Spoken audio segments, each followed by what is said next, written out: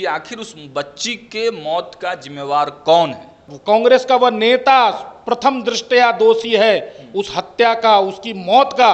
अगर उनके हिसाब से कुव्यवस्था में अगर वहां पर उसको छोड़ दिए तो वह उसकी मौत का इंतजार नहीं कर रहे थे तो क्या कर रहे थे, आप मुझे समझा दीजिए। रोड पर अगर कोई व्यक्ति एक्सीडेंट से तड़पता रहेगा, आप उसको हॉस्पिटल ले जाने के बजाय मीडिया वाले होकर अगर आप उसका वीडियो बनाएंगे, लोग आपको दोषी मानेगा या आपको सही कहेगा, आप मुझे बताइए। आपका पहला कर्तव्य होता है उसको हॉस्पिटल पहुंचाना। उन्होंने मंगल पांडे ने पूछा, बिल्कुल फोन किया, उनका जैसा कहना था। हम लोगों ने ये सवाल जब उनसे पूछा तो वो कह रहे फोन नहीं उठाया जा रहा है। बिल्कुल, तो उनको आप जैसा उनका लिस्ट तो देख लेते ना, कॉलिंग उनके मोबाइल पर होगा, अभी भी डिलीट नहीं हुआ होगा। तो चाह रहे थे कि कब उस दलित लड़की की बलात्कार पीड़िता की मौत हो और वो ये इस प्रकार का नौटंकी करें। पीएमसीएच में आपको भी मालूम है कि पत्रकारों पर लाठियां बरसते देर नहीं लगती है। पीएमसीएच के अंदर प्रत्येक दिन हजारों मरीज का इलाज होता है। कितने सीरियस पेशेंट आते हैं, इमरजेंसी में एडमिट होते हैं और ठीक होकर जाते हैं। क्यों बचाया जा रहा सर? आईएएस ठाकुर ऐसा क्या राज जानते हैं आप लोगों का? पनोरमा ग्रुप, जो सोचता है वो करता है। नमस्कार, मैं हूं सागर, न्यूज हाट देख रहे हैं आप। देखिए, बिहार इस वक्त चुनावी मोड में है, लेकिन चुनाव से पहले आरोप प्रत्यारोप का जो दौर है वो शुरू हो गया है।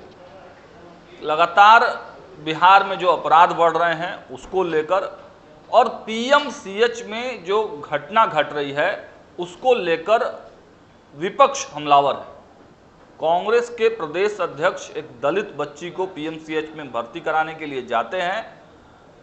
5 से 8 घंटे उस बच्ची को पीएमसीएच में भर्ती नहीं किया जाता है।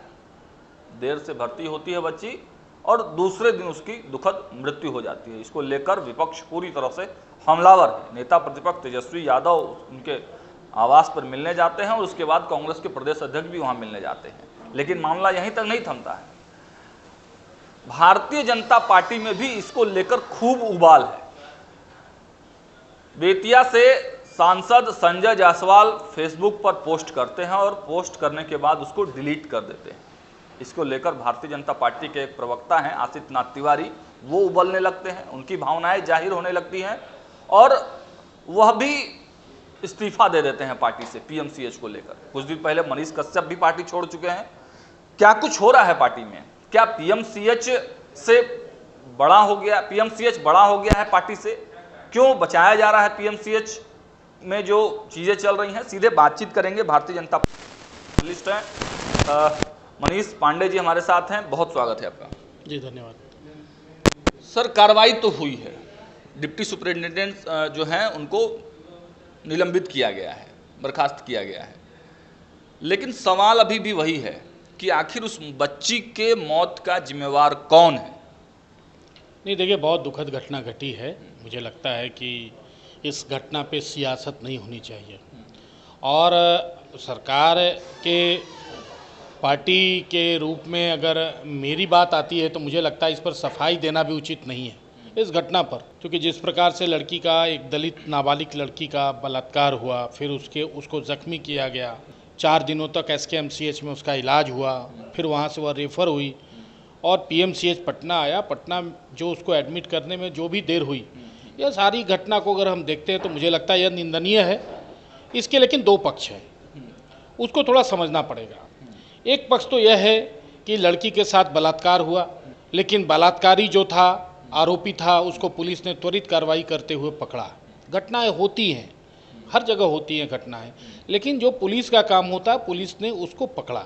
लेकिन यहाँ टोकेंगे आपको मनीष पांडे जी। मैं आ रहा हूँ आपकी सारी बातों। मैं इसलिए थोड़ा सा इसको विस्तार से आपको और आपके दर्शकों को समझाने की कोशिश कर रहा हूँ कि घटना आखिर है क्या। अब वह लड़की घायल होती है और अगर एसकेएमसीएच ने वहाँ से मुजफ्फरपुर से उसने अगर रेफ़र किया तो निश्चित रूप से लड़की सीरियस होगी तभी उसको रेफ़र किया, वो सामान्य स्थिति में नहीं होगी। अगर उसके अंदर में वहाँ इलाज हो पाता तो पटना मुझे नहीं लगता है कि उसको रेफ़र करने की ज़रूरत पड़ती। अब रही बात कि वह लड़की यहाँ आई, मैंने कांग्रेस के ही एक नेता जो सम पासवान थे, कई चैनलों में उनका बयान चला, वो कह रहे थे कि 2 घंटे तक इंतजार करना पड़ा। कांग्रेस का ही एक नेता का, अभी भी आप वो विजुअल जो है वो अवेलेबल होगा, आप देख सकते हैं उसको। कांग्रेस के बड़े नेता कहते हैं कि 8 घंटे तक इंतजार हुआ।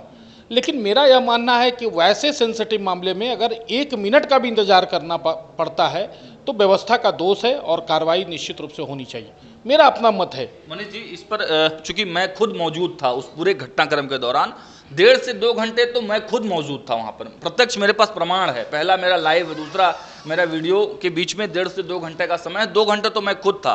लेकिन पीएमसीएच में आपको भी मालूम है कि पत्रकारों पर लाठियां बरसते देर नहीं लगती है, तो हम लोग भी बहुत ज़्यादा देर तक वहाँ नहीं रुके, 1.5 से 2 घंटे तक में बच्ची भर्ती नहीं हुई थी। हमने जो डिप्टी सुपरिटेंडेंट थे उनसे बाइट लिया और वहाँ से फिर चलते बने।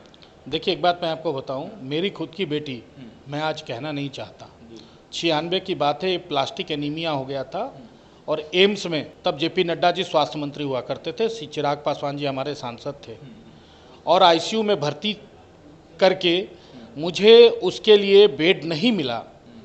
मैं 2-2.5 दिन तक, 3 दिन तक इंतज़ार करता रहा, आईसीयू में ही वो दम तोड़ दी। इसका मतलब क्या है? आप एम्स पर सवाल खड़ा करेंगे? मैं सवाल खड़ा करूंगा? पूरा एम्स का एडमिनिस्ट्रेशन जानता था कि वो मेरी बेटी के नाम से जब भी उसका नाम आता था समझ जाता था कि क्या प्रॉब्लम, क्योंकि बच्चों का जो आईसीयू था वह खाली नहीं था, तो किसी को हटा के करते क्या? देखिए, विषय यहाँ यह नहीं है, आप भी मीडिया के लोग हैं, मैं रिक्वेस्ट करूँगा कि पीएमसीएच के अंदर प्रत्येक दिन हज़ारों मरीज का इलाज होता है, कितने सीरियस पेशेंट आते हैं, इमरजेंसी में एडमिट होते हैं और ठीक होकर जाते हैं, 1 मिनट उनकी स्टोरी कोई नहीं चलाता।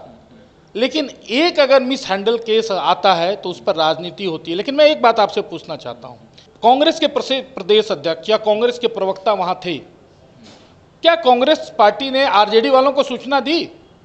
आरजेडी का कोई नेता वहां पर था क्या? नहीं था तो क्यों नहीं था? विपक्ष के नाते उसको भी बुलाना चाहिए था। दूसरी बात, अगर कांग्रेस के प्रदेश अध्यक्ष के परिवार का कोई व्यक्ति वहां होता और उसको 7 घंटा इंतजार करना पड़ता तो क्या वो पीएमसीएच के भरोसे रहते या उसको किसी निजी क्लिनिक में ले जाते, मेदांता में ले जाते, पारस में ले जाते, कई ऐसे यहाँ पर प्राइवेट नर्सिंग होम है जहाँ उचित इलाज के लिए ले जाते, और उसी प्रकार से उस पीड़िता को भी ले जाते, और ले जाने के बाद अगर इसको राजनीतिक मुद्दा बनाते तो मुझे लगता कि वह आदर्श विपक्ष का एक आदर्श स्वरूप है। लेकिन विपक्ष की गलती है, मैं आपको बता रहा हूं, रोड पर अगर कोई व्यक्ति एक्सीडेंट से तड़पता रहेगा, आप उसको हॉस्पिटल ले जाने के बजाय मीडिया वाले होकर अगर आप उसका वीडियो बनाएंगे, लोग आपको दोषी मानेगा या आपको सही कहेगा? आप मुझे बताइए। आपका पहला कर्तव्य होता है उसको हॉस्पिटल पहुंचाना, फिर आपका कर्तव्य बनता है उस पर स्टोरी चलाना। लेकिन अगर 8 घंटे तक कांग्रेस पार्टी के नेता उसको अगर पीएमसीएच में उसको, उनके भाषा में कुव्यवस्था हम कहेंगे, अगर उनके हिसाब से कुव्यवस्था में अगर वहां पर उसको छोड़ दिए तो वो उसकी मौत का इंतजार नहीं कर रहे थे तो क्या कर रहे थे? आप मुझे समझा दीजिए। वो दूसरी बात, कांग्रेस के प्रदेश अध्यक्ष विधायक भी हैं, क्या स्वास्थ्य मंत्री का नंबर उनके पास नहीं था? क्या उन्होंने मंगल पांडे ने पूछा?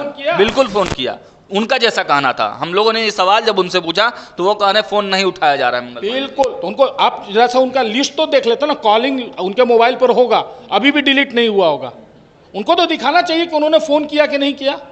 भाई फिर वही बात है, ये कहने की बात है, मैं इसलिए कह रहा हूं, पूरे जो 243 विधायक हैं उसमें मंत्री भी हैं, उसमें विपक्ष के नेता भी हैं, अगर किसी विभाग में कोई भी भ्रष्टाचार दिखता है कहीं किसी ब्लॉक में, वो उस विभागीय मंत्री को फोन कर सकते हैं। अपने क्षेत्र में अगर कोई काम स्वास्थ्य विभाग का कराना होता होगा या कोई अगर प्रपोजल आता होगा तो क्या कांग्रेस के प्रदेश अध्यक्ष मंगल पांडे क्या नहीं जाते होंगे? उनसे बात नहीं होती होगी, लेटर उनको नहीं लिखते होंगे? अगर पीएमसीएच में उस दिन उनको कुव्यवस्था दिखी तो उन्होंने मंगल पांडे को क्यों नहीं फोन किया? वो तो कह रहे हैं कि हमने, वो तो लाश की राह, वो तो चाह रहे थे कि कब उस दलित लड़की की बलात्कार पीड़िता की मौत हो और वो ये इस प्रकार का नौटंकी करें, लाश की राजनीति करें। देखिए, मैं एक बात आपको बताता हूं सागर जी, यही प्रवक्ता छोड़ रहे हैं ना सर पार्टी। अरे भाई, आपके नेता फेसबुक पोस्ट लिखकर डिलीट कर रहे हैं। आशीष जी हमारे बहुत अच्छे मित्र हैं और बड़े गुणी और विद्वान व्यक्ति हैं, मुझे आज तरस आता है। जमीर जिंदा का उन्होंने कहा है कि मेरा जमीर मेरा गवाह नहीं दे रहा था कि मैं भाजपा में रहूं। मुझे इसलिए कहा ना कि उनको तो पूछना चाहिए कि आपके जैसा विद्वान पत्रकार रहे हैं, आपकी समझ इतनी कैसे कमजोर हो गई?